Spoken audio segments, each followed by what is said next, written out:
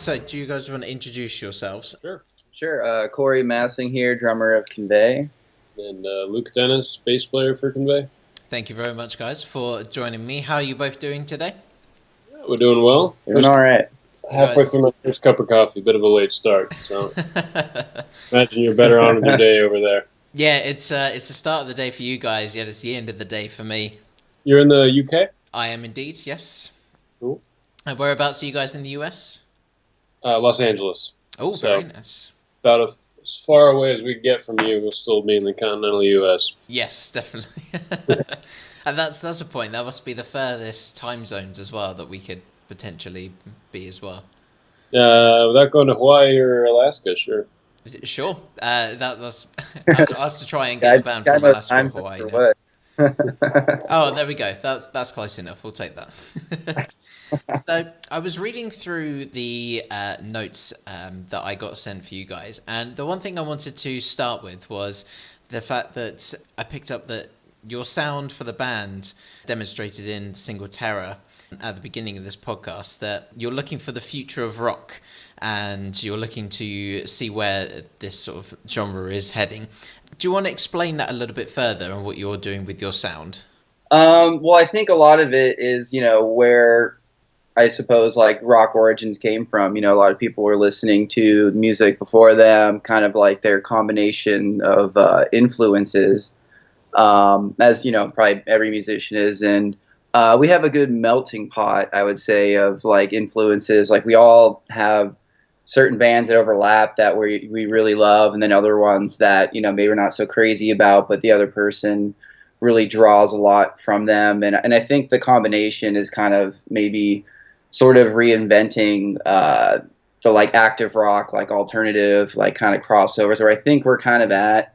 But we pull influences from like metal, just like sludge, like rock or something. Like we're just kind of like down pace, but then we have like faster songs, and we're not really trying to keep it all in like a box, I guess. A lot of bands and artists coming out are kind of doing a lot of like genre crossovers. Seems like they're kind of breaking barriers between, what is rock. It's kind of like this general term that's thrown out, and I think we're kind of relying on a lot of like the past and just kind of like driving it to the future. We're trying to still be creative, but also like accessible in a way so that you don't have to be in this very specific niche of market to like kind of gravitate to your fans, and just try to make music that like people from a lot of different genres, I think, can relate to. Mm-hmm. Yeah, so obviously in this day and age you have a lot of subgenres and subcategories. Do you find it quite difficult to try and pinpoint your sound, or is that a good thing that you can't quite pinpoint your sound? I think a lot of the genre mashing that you're talking about, so much of the current musical climate has been, to my ears, stoked by pop, hip hop, and EDM, and just kind of everything in the kitchen sink in terms of like adding samples and backing tracks and drum machines, which is all like the sonic environment in which you can expect to hear music is totally blown up. I think one thing that we are really trying to stick to is we're drums, bass, guitar, vocals, some keys. Everything we do is live. Everything is from the same kind of instrument cocktail that so much of the classic rock bands that we grew up listening to and loving from the late '90s and onwards we're kind of sticking in that wheelhouse. Mm-hmm. And you think that that's where the sort of future of rock lies, is going back to those sort of interesting roots of it's all live, it's just the four main components with a couple of extras, and that's where you see the future of rock going? In a way, at times. Another thing is like rock seems to be very tied to like the state of like politics, almost, in a way where a lot of people are upset. There's a lot of reasons to be like upset, I guess, and sort of like an outlet for that has like been rock. And I think it's starting to make this like push back, where I think a lot of things are kind of seem to be very happy-go-lucky, and maybe we're singing about things that maybe aren't so pleasant all the time. Mm-hmm. Like maybe it's like paranoia or addiction or a lot of maybe like heavier stories. Yeah, subjects as well. And then also, so I also wanted to, so you're saying about like the subjects you can touch on with sort of, you know, paranoia and drug abuse and all this, but do you find that the modern pop culture has gotten too safe as well? Do you think that's something that could be potentially changed for the future as well, where, you know, I always just hear songs about, you know, love or getting high or going on the dance floor and drinking and, you know, just dancing till 2 a.m. and then going back and sleeping with someone. Just seems like it's all been done before. I feel like that's where rock can come in and really talk about proper subjects and topics. Yeah, I mean, you know, to agree when you say pop music, it's short for popular music, and I think any, you know, market-bred genre like that is gonna want to shoot to more mainstream themes and ideals and stuff that's instantly accessible without being necessarily abrasive to the listener. Mm-hmm. So in a way, I think both sonically and lyrically, rock has kind of carved out its space to be confrontational, to be, you know, the proverbial mirror and hammer of the times, you know, unafraid to break shit. Yeah, definitely. So shall we move to your first single, Terror, on this sort of subjects of what the songs are all about? Do you want to talk about Terror and what it's all about? Well, lyrics ain't mine, unfortunately. You don't have the singer on record here, so I don't really want to speak too much to his intent behind his own words. But generally speaking, a lot of like Ben does basically the lyric writing, like the majority of it, and maybe we'll kind of like go through and maybe pick a couple things, or, you know, what if it was more like this, more like that. But everybody kind of, their responsibility is kind of their own in the songwriting. But like generally, it's like very open to interpretation, I guess. You know, a song can be whatever you want it to be about, and sometimes hearing, you know, people's responses, like we know maybe the original, you know, inspiration for, you know, a lot of the lyrics and stuff, but he's very good at Ben, our singer, is very good at writing lyrics in like a sort of like cryptic way, like just the right amount where it's like, you know, it's hitting on something, but really you can kind of like insert your own experiences or what it means to you into the song. In this one, it's sort of like, yeah, like the fear of and paranoia and sort of like overcoming it, because that's something you have to do all the time. You know, fear is a big part of, is a human emotion that drives a lot of people to make decisions. So I think that just is sort of like the basis of the song Terror. Okay, and when you're saying about the songwriting just then, so you all go away and write your own specific parts, but who initially comes up with the first part? Is it the lyrics, and do you write around the lyrics, or is it you guys driving the sound and then we have the lyrics coming afterwards? Sort of both. I think a lot of it has been a mix recently. Some of the songs on this album that's coming out have been like sort of top down, where it might start with like a riff. Generally though, like the music's kind of there. You know, it'll start with us like kind of jamming and like kind of Ben will sort of like kind of like hum a melody or something and sort of like insert fake words, I guess. And then he kind of like gets on this thing and we sort of like get excited about maybe a melody or these riffs or something, a part of the song, then go back and then we kind of reinvent it and like come back. It's usually like a multiple rehearsal type of thing, but a lot of times it'll be like, yeah, like starting with the riff. Lately, stuff that'll be like on the next record has been a lot of like bottom up, like drums and bass. So like kind of, and they all have their different attitudes. A song will be more driving, a song will kind of be more of a slow build. You can kind of hear it and almost sort of tell where it's coming from. But with this song specifically, Terror, a lot of I think it was kind of like a drums riff thing or something like that. Like, yeah, it was, we wanted like more like up tempo one. I'm still the baby in the band, and some of these songs were had their skeleton forms in shape when I started jamming with these guys. And for me, it was kind of, the fun bass player puzzle of where to support, which lines to support, whether to play rhythmically, whether to play melodically. And I think Terror was one of the more fun parts, was one of the more fun songs to track bass with, because, the chorus melody really stuck out to me. And it was like, well, fuck it, I'm just going to play that. That's kind of I have a soft spot for when bass and vocals are doubling each other melodically, because you have the lowest voice and the highest voice in tandem, and it just kind of keeps everything in between in a jar, as it were. Okay, that's interesting. So when you joined the band, did you feel like you needed to really step up because the quality of the sort of band's music they were putting out there was so high? Did you think you had to think a little bit more creatively, or were you just thinking, let's just get stuck in and let's just try and record some sick bass? Sick bass is always a dangerous territory. It's not exactly the flashiest or glamorous. That's true, yeah. Yeah. Well, I'll change that to solid bass then.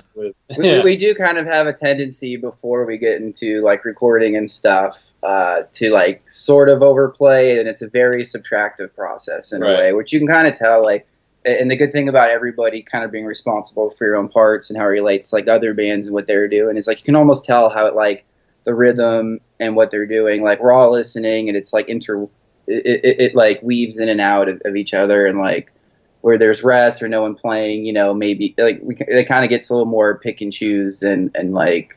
And kind of like just holding down your part. And the more we go, we get better at that. I think that does sort of happen. We just kind of go like all in, and then we're like, okay, we got to like sort of plan it out, and it'll be like filling when somebody's trying to do like some riff or something, like, or the vocals. I try not to ever really step over the vocals with the drum parts. We also do a lot of we record a lot of our rehearsals and our demo sessions. Okay. And that allows us to kind of really step back and see where we're where we're stepping on each other's toes, and it allows us to take a more objective view of be a listener and a prospective fan of a song before we even really commit it to a studio version. Yeah, and the cool thing about this album that's coming out is. This is like one that was like from start to finish. Like we did it like in the same studio. We had like an EP that was like sort of a mix and match of like different places where we were. It was almost like a demo turned into like that was going to be an album turned to EP type of thing. And this one was like, did the drums in like mostly in a day. We did like maybe 3 songs the second day. But most of the stuff was like tracked like live, especially with like comes with like the drums and stuff like that. So it kind of brings a little more of that energy. And when everything was kind of recorded in the same room, it wasn't like the guitars recorded at this studio, then that studio type of thing. It was like really kind of just all done and tracked within a few days, really. Wow, that's impressive. Yeah, all in all, we recorded the whole thing with Jim Kaufman down in Santa Monica, who's a bitchin' producer, and he was generous enough to let us have free reign of his studio when it was available. And all in all, I think, I don't think we tracked for more than a week everything in the studio. Yeah, there was like some going back and touching up as there always is, but we really trying to not try to impede on his like schedule and make the most use of the time we were given. So. Limitations can be good. Yeah. Yeah, so I suppose you have that bit of extra pressure as well with limitations. You if you've only got a specific amount of time in studio, it really sort of makes you hone your skills down and think, right, I've only got 2 takes, let's smash it. So then, obviously, with Jim producing the album, what do you think he brought to the album that without him you never would have gotten the sound from this debut album that you've got coming out soon? Well, I think a lot of just what we had talked about before. It's just kind of like being able to just sort of vibe out all in one place, like together, and not just be like because if you go into a studio, it can be really expensive just one day, and everybody's got to get their sounds and everything. And he was really able to just help us like get it going, get it vibing, and sort of create this like live presence that carries through from song to song. You know, it's like everything was just kind of like already there. You know, like set up and ready to go for us. And so in my notes, I said that Jim Kaufman have helped you graft your appreciation for legendary acts like Led Zeppelin, Tool, Queens of Stone Age, Circa Survive. Out of those four, which one would you prefer to be under the umbrella of? Probably different from person to person. Oh yeah. Yeah. All right, each person then. What were the band? We had Circa Survive, Zeppelin, and what was the other one? I do like Circa Survive as well. They're a fantastic band. I'd probably go with Tool myself. Okay. They're a huge part of me growing up, and I don't know. They're yeah, Bonham and Carey though. That's a tough and shoot, I can't think of the drummer's name. It's Circa Survive right now. No, yeah, all really good. I confess I hadn't even heard of Circa Survive before I joined the band. Oh really? Yeah, they're a fantastic band. Have you listened to them now since you joined the band? They got me into the band. Ben and Jahan. It kind of started with Jahan and Ben. Like they've been playing since like high school, and I met them in college, and then we came out here. And I'm originally from Pennsylvania, and we met in Boston, and then met Luke out here, who's ironically from Boston, to the area, and yeah, they were kind of more influenced by bands and got me into them like Mars Volta and Circa Survive, who are now I'd consider influential, but prior to that, Zeppelin or Tool would be a little more. I guess they'd go a little deeper, I suppose.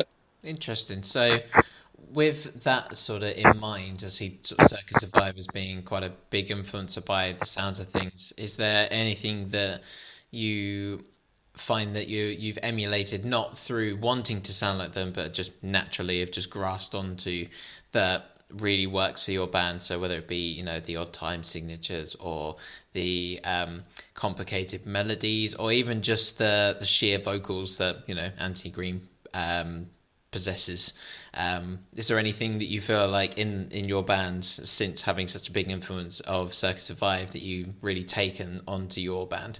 I think a lot of that just kind of comes through clean high vocals from Ben. So I mean, in a way, he gets compared to a lot of those clean, just high power vocals. He does have a very solid vocals. He has amazing vocals. Just people will take a listen and they'll start, comparing to At Drive, Mars Volta, Circa, those bands and from those eras. But I mean, as far as and you hear, and definitely Jahan too, the guitarist, gets a lot. But I would say it's definitely an influence, for sure. And seeing them live, and it's a great show. But I think it's just one of the many. I don't think we really kind of pick a band and try and follow their footsteps or their route, in a way, because it's we're drawing from so many different histories and upbringings, but how so one person might be so into another band, but really hardcore into another band. The way it kind of aligns, I think, is really what helps give us our sound, is our diverse and deep influences. We're not all together because we're Circa or something, But that isn't what brought us together. I had seen him perform when I wasn't in the band, and I had was friends with Ben before, and for their album project they were doing back in the day, and this was years ago, close to maybe around 8 or close to 10. We've been friends for a long time, and I mean, I was into their music, and it really wasn't kind of separate on this, we all like this band, let's try and be this band or something, but they already had something kind of going, a sound I was into. Yes. And so when there's they needed a drummer when they were at that point, and they asked me, so I was hell yeah, let's do it. I'm bringing the Bonham and Carey and Peart and all those awesome drummers. I'm really into big the drummers that very influential people can that come from bands, most of them. Yeah. And that's sort of right. Hope we're headed down the line. So then, do you want to talk about Inside Out, your single that will technically be out when this goes live, but it's coming out this Friday? Do you want to give us a little bit of an insight into this song? Was it, compared to Terror, for example, you said the bass and drums really drove this song. What's so different about this single then? It's kind of funkier in a way, but not like funky, like, I don't know. Not like Sly and the Family Stone. Yeah, kind of like Zeppelin. That would switch it up. Graffiti area. Yeah, or something like that. I would say. Yeah, it's a little more like mid-era Zeppelin to my ears. Okay, I really want you guys to do a Sly and the Family Stone tribute or cover now. Oh, I'd love that too. That'd be actually like that's another thing. It's like it's not just rock. Like I'm using like a lot of influences from like funk or hip hop or like Latin reggae and stuff. Sometimes if you just lay into them and speed them up a little bit, it makes for a cool outside of the box sort of beat. So yeah. I think the fun thing with Inside Out and the kind of the fun compositional part that I had with playing bass with it was the restraint of when you there's a big it makes a big difference when your bass and your guitars are doubled and playing unison riffs. Mm-hmm. And that main riff for the verse is so freaking catchy that Jahan plays, but I kind of had fun just not even playing it till the very end.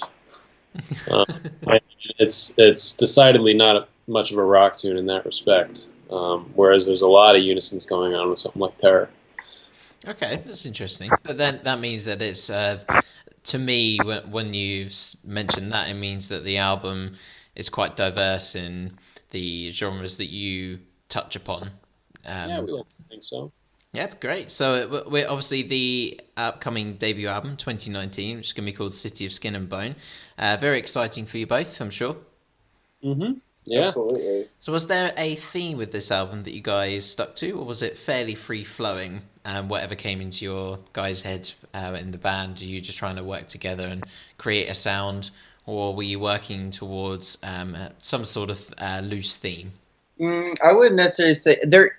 It's funny that you mentioned that. There is like sort of like themes that are related, mm-hmm. But sort of in like that sense of like like storytelling, maybe from like a different perspective, I guess, where there's like I don't know, like me personally, I know like a lot of the guys in the show in the band, like we like a lot of shows or entertainment that might be like considered like kind of dark or something, like maybe like Westworld or like Game of Thrones, Breaking Bad, Ozark, or so they always tend to have these like they're almost kind of like negative, but it's kind of like it's spicy. It's what's like entertaining and what is like interesting. Happy endings are always kind of just so plain, I guess. Like I think in a way, and not to say everything is like so negative. It's kind of like there's some like dreamier songs and some are just kind of more like in your face. But it kind of with that like bringing the darkness sort of vibe, it kind of makes it like it almost seems like a concept album, but really it's just kind of like just our style coming to light, and I think that's what the album really brings to the table. And then come the next one, we have a lot of other stuff in the works. It'll be a lot more interesting to have Luke on board from like all the songs, because some of the songs were with Luke, some of them were already like skeletons, and we were playing them, and then he came in and had to jump in and throw his part on it, and so we're really happy with it. But I think we're always looking to the future, the next thing, and this one is really kind of shining light on like I think what we can bring to the table as a band. Now we finally have something that I'm excited about, where people can listen start to finish and maybe really kind of dive in. It's not like a really short EP. I mean, I think the whole thing is rather short. It's like 10 songs, 30-something minutes, but it's enough for people to kind of sit and throw some headphones on and maybe really kind of get into it and hopefully become fans and fall in love with that stuff that we've worked on. Yeah, definitely. Yeah, that sounds like a fantastic explanation for the album. So just touching on the whole thing with, you want to release an album, have people sit down with headphones. was that always the way that you wanted it to go? Is that you wanted to produce an album where people can sit down and enjoy it, or do you think that EP, you know, the next release you might do an EP because it might give people a bit of a shorter burst, or are you fairly confident that albums are the way forward for the band, just so that people can really get a sense of how you guys sound? Yeah, the music industry environment has changed so much.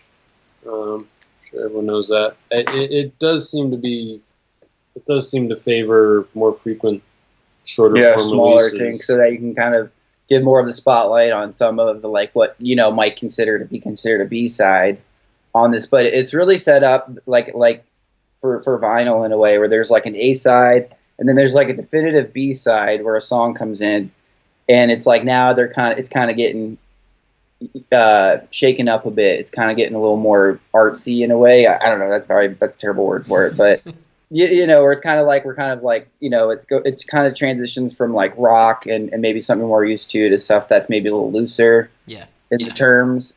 But, you know, I mean, I love albums, and, you know, I hope they never die out. But it does seem like, yeah, you know, like people want to do like singles and kind of get as many views and listens to one thing at one time, and kind of direct listeners to what they think might be the thing that takes off or something like that. But I don't think there's really a shortage of creativity. Yeah, it's definitely not going to be because we don't have enough material. Yeah, it's not going to be. It's not going to be that thing. We're digging through stuff like, okay, like this was actually really good. Why don't we turn it? Like this jam we worked out, like I keep coming back to it. You know, why is that? And then it's just like, you know, but we already have like 4 other things going on, and you know, so. But I would prefer albums, I guess. So with that in mind, obviously you've released the EP in 2016, and also with these singles, do you feel like there's a bit of added pressure with this album release, or are you guys really confident in your, not as in confidence in your sound as in, because the EP, I listened to the EP, I was like, wow, this is a really high standard. Were there, with the original bandmates that were on that record, did you feel like there was a bit of, you know, there was a high level of standard that you needed to match and better from that first EP? Well, the first EP was like self-release, and now we have Revival on board, and sort of like our resources mixed in with theirs. It's already been, you know, Terrors had, like, I think, a pretty good start. It just premiered on Sunday, #1 on K-Rock Locals Only, which is pretty cool for this area. Like it's gotten some good exposure, and it's just, you know, the first single, and I mean, it's good we had a music video to it too. Mm-hmm. But you know, we're working on the next video. We just finished shooting; it's in production right now. I think that it's going to meet our expectations as far just from how the first, you know, song. It's just the first song, and a lot of people seem to really like it, and been getting hit up by a lot of people. It's sort of been this thing we've been sitting on for a while. Like these songs have been done, and you know, we're just trying to take the proper steps so that, you know, we can reach more fans and hopefully get them into it, so we can just kind of keep doing what we're doing and just keep, you know, growing. Yeah, that sounds, again, fantastic answer. Just consistently pulling out these good answers for my questions. Last question I've got for you guys. I see you've got some tour dates coming up, and I was thinking whether you wanted to give a little insight into your live performances for the fans and whoever's listening for this interview. Well, the live performance game has recently been stepped up a lot thanks to Luke here. Yes. He brings a lot to the table for the band. He's done like the logo stuff and like some of the graphics, and but one thing he's done in particular and spent a lot of time on is he's done live visuals. It's like, so we have like projected graphics that fall in time with the music. Cool. So it really kind of makes the show pop, and place it in the venues and clubs we can use it, which is the majority of them. it really kind of gives this like larger than life sort of rock approach that I think people like. It gives a reason to kind of like come out to the show. You know, it's like I think people really dig the music, and then when they come to see it perform live, it'll really kind of. I mean, it's not. I mean, like I don't know, kind of more. I think it'll like blow people away, but I don't. I feel weird using that term because it's like kind of seems stuck up or something. But no, it's different. It's different. Let's put it that way. I mean, it's cool since we've started recently brought it to the show, and it really helps it out a lot, and we play all the time, and we're all in Los Angeles, so I mean we are able to keep our chops up. We don't really have to like I don't know repair things if it's been a while since we played and be like, oh man, we got work to do. It's like usually just a couple run throughs, we're good. I think that's how it's done. Well, that's how it should be done anyway. All right, guys. I'm going to give you 1 minute of the floor for the podcast, just to explain what's coming up for Convey and all the exciting things that are coming up for the band. And I will give you the floor.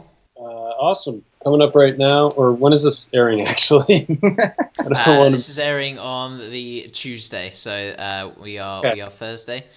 So that would be 21st. If you're just tuning in, you missed a run of 4 very good shows. Sorry. We don't have any dates booked for the rest of the year, but 2019 is looking pretty exciting. We're hoping to announce the record release date for early next year. We're hoping to announce that soon. But Inside Out will be out, our new single, so check it out. By the time you hear this, you can find it. You will be able to find it just any of the Convey outlets, Revival, Spotify, be able to find it. But the thing we're probably really excited on, because we just filmed it last week, was the music video for City of Skin and Bone. It's one of the singles off the upcoming record, and I think people are really going to like it. I don't want to. Yeah, we don't want to say too much about it. Yeah, I don't want to give too much away, but it's coming up. It'll probably be the next. It'll definitely evoke a response. So, end of this year coming up for you guys then. Yeah, that's great. Thank you very much for joining me. It's a pleasure to talk to you guys, and all the best for the release of the new single Inside Out, the video, and also the debut album, which will be out in 2019. Cool. All right, thanks so much, Lewis. Cheers. Thank you.